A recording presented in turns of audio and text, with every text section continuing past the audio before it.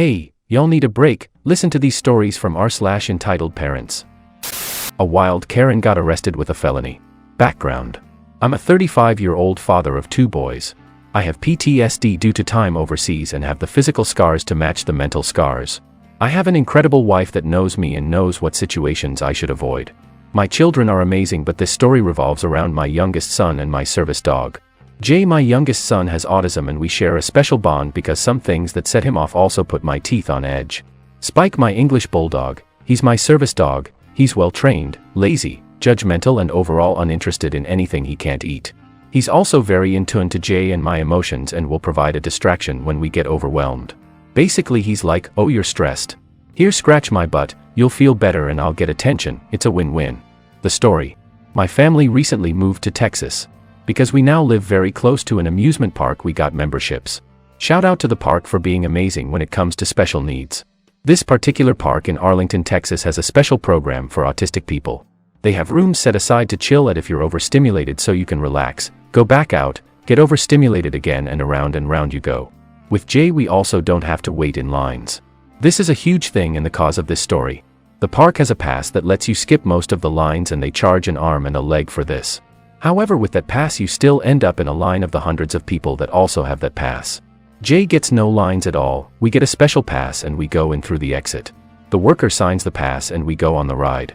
Jay has a favorite ride, the log ride. There has been days that we would ride the log ride over and over, then eat. We also have the food pass which we pay for, then go back to the log ride. On this day T, my oldest and Jay wanted to go on the log ride. So we made our way to the exit and left wife and Spike in the shade because someone has to stay with him and bulldogs and rides don't mix. As we were going in the exit a woman started screaming at us. I have absolutely no hearing on my right side, thanks high pressure wave, so didn't consider it worth turning my head to listen. Now because we ride this ride almost exclusively, the workers on this ride know us by name and sight. Jay even talks to them, which is rare. We go in, show the pass, sit and ride. This time though, Tabitha, I'll call her Tabitha because Karen is overused, the woman that was screaming at us as we were walking in through the out, made her way to where the speedy pass ends at the ride, where a red shirt will check her pass and let her go on her way. She didn't even want to ride, she just wanted to yell about us going in through the exit and how we are abusing the system. Now anyone that looks at Jay can see he's in a world all his own, and wouldn't be surprised if he's literally reading the future or talking to aliens. He's awesome. The red shirt tries to calm her down. Jay is getting upset because he's a normal 9-year-old and adults yelling is uncool. Jay making his excited sounds and waiting for the log to stop so he can get in. We get in and as we float away we still hear Tabitha screaming. The ride ends and we exit. We figured we would never see Tabitha again, but obviously as I'm point this it didn't go that way. Tabitha appeared like a dark brother after making the sacrifice, Elder Scrolls reference, hooting and screaming.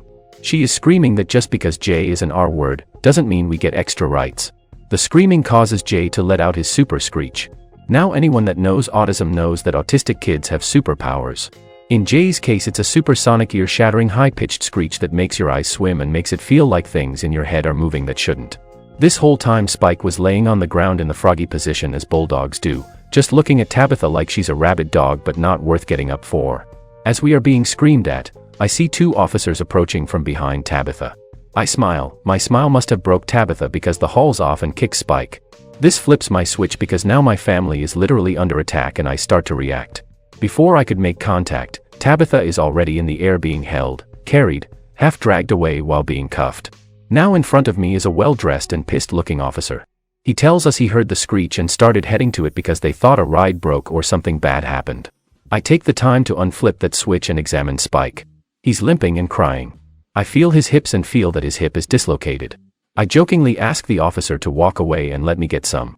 He of course has no humor to this but also can tell I had a career. He asked what happened and we all explain what happened from A to Z. He asks if Spike is a service dog. I say yes. He smiles. I'm not in a smile mood but it catches me off guard. He explains that in Texas to intentionally injure a service dog is a felony. By this time park security arrived and issued a trespass order to Tabitha. The officers ask if I want to press charges. I look at Spike and look back. Yes. I say. Tabitha and her tiny mouse-like husband start to freak out as Tabitha is loaded onto a golf cart. We hop on a cart too and leave to go to the vet. The vet fixed Spike and all is well. We went back the next day with Spike in a stroller.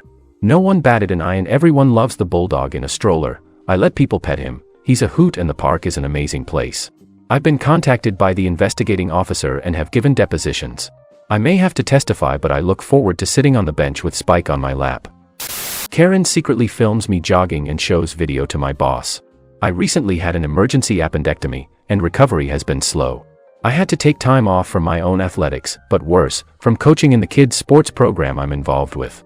The experience made me step back and realize I really built my whole identity around being active and healthy, so the hit my physical abilities took as a result of being sick and the healing process has made me feel lost.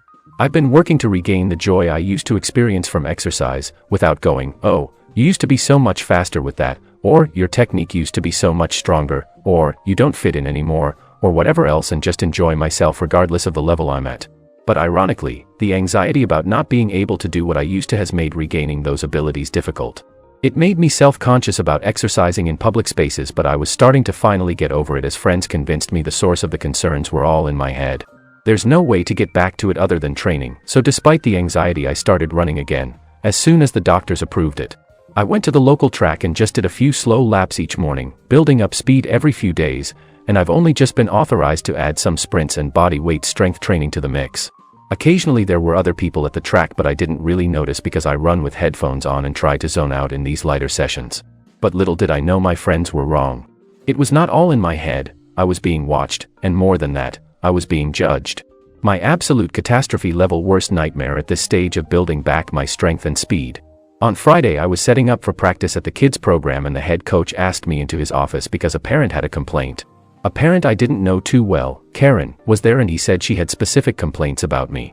The meeting almost didn't happen because of Karen's initial refusal to put on a mask, required in our facilities for now, but eventually her desire to tell on me for whatever she thought she had me on, overrode her freedoms to infect everyone.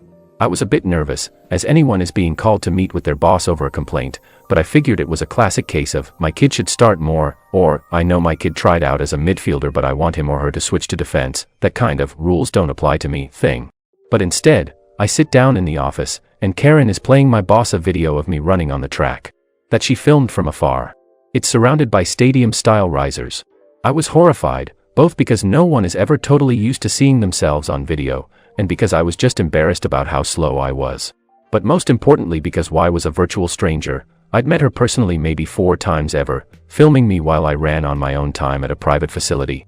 She then went on to explain that her 8-year-old son, one of the players on my squad, was lapping me in the video and insisting the coaches need to hold themselves to higher athletic standards than the young players if they want to prepare them for college teams. Again, her son is 8. Apparently her son would sometimes be running on the track while her older child was practicing on a nearby field. I never noticed, the kid is still relatively new, and I don't pay much attention to the other people on the track. My boss patiently but firmly explained to Karen that my physical abilities are not the parents' concern, and all personnel are closely managed by the head coaches, who understand each unique situation and what's appropriate, and that her son wouldn't be impacted. Karen then went on to say my being out of shape was probably connected to why I'd been taking so much time off lately.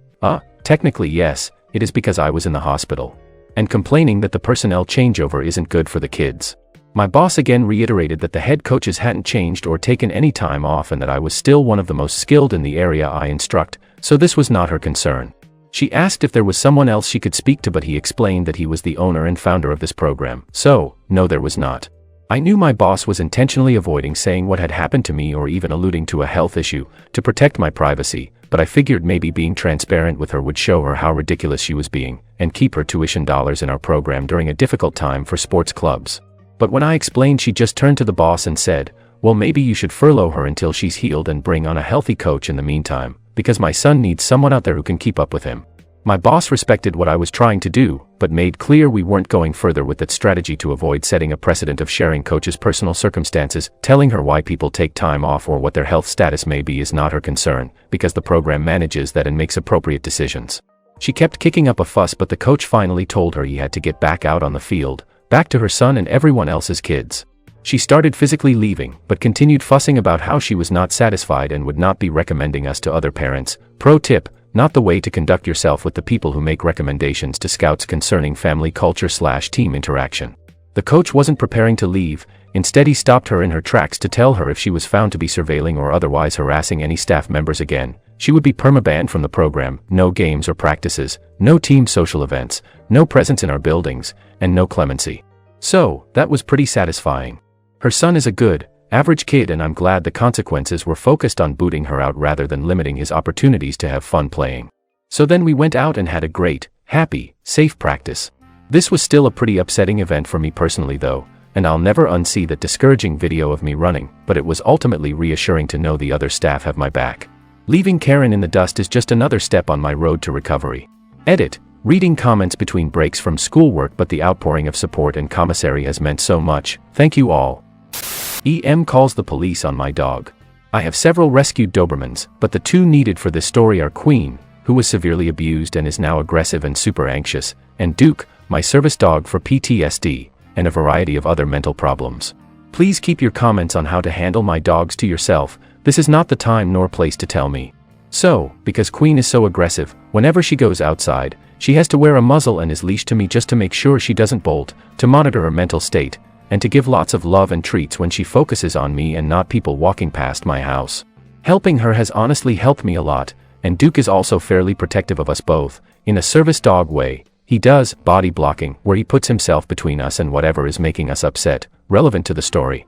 Because of this, we do get stares and whispers sometimes, but most people in my neighborhood know about Queen now. Except EM and nice kid. NK is walking home from school, and reaches his hand through the chain link fence holes to pet some of my other dogs. Because he is trespassing, Queen automatically gets aggressive and tries to lunge. Thankfully, she's a smaller Doberman and I am able to stop her, and just quickly wave before bringing her inside. I come back outside, and say hi, sorry about her. She was just scared. NK nods and asked about why she was scared, so I explained that her old owners were really mean, and scary. I said it's like when you watch a scary movie and are scared even after the movie ends. She's just trying to calm down, but it's taking her a while. I grab one of my dogs who is good with kids and bring him out to be petted by NK, and we talk a bit on how to properly approach dogs, and to not stick our hands through other people's fences. He leaves, and I think we're done. Bring my dogs inside, give Queen her anti-anxiety medication before one more potty break before bed. While I'm outside, NK is standing a bit away while a woman, EM, is leaning against my fence and calling out, hey you. Because Queen was doing pretty good and seemed fairly unbothered, I walked closer, but left several feet between me and the fence, before giving a treat to Queen and asking what she needed. Conversation is paraphrased since it happened a while ago. EM, my son says you're abusing this dog.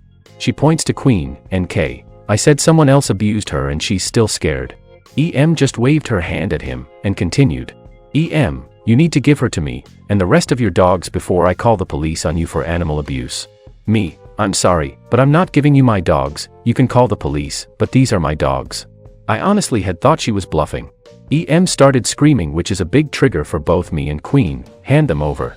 Queen doesn't lunge, since nobody had come onto her territory yet, but she did start to press against my leg, and was shaking so hard I could see it.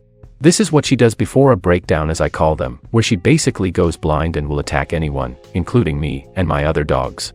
She hadn't had one in over a year though, so I didn't take much notice. Thankfully Duke did.